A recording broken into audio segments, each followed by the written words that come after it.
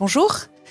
Céline Durand-Jobert, je suis une ancienne EFAPienne diplômée en 98. J'ai fondé le groupe The Fan Syndicate, le premier groupe de communication indépendant dédié à l'industrie du sport en France.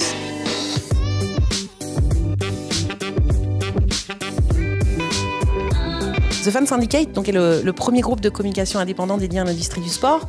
qui aujourd'hui fédère 65 collaborateurs, regroupe 3 agences. Une agence de publicité, La Fourmi, une agence de brand design, Leroy Tremblot, et une agence Web3, Dorsport. Donc, au sein de ce groupe, nous accompagnons tous les acteurs, que ce soit les ayants droit,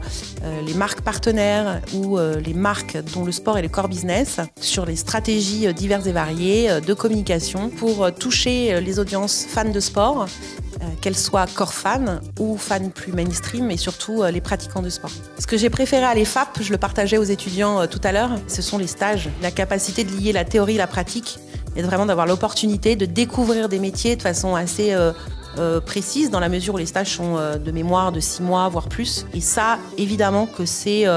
ce qui, du point de vue de la carrière, est absolument prépondérant, et c'est ce qui me semble être la singularité, en tout cas à l'époque, de l'EFAP. Le conseil que je pourrais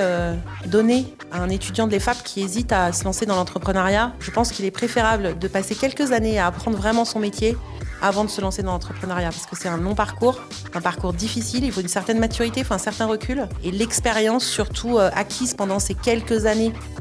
avant de lancer son entreprise seront absolument évidemment fondamentales et prépondérantes, ne serait-ce qu'en termes de crédibilité vis-à-vis de ses clients.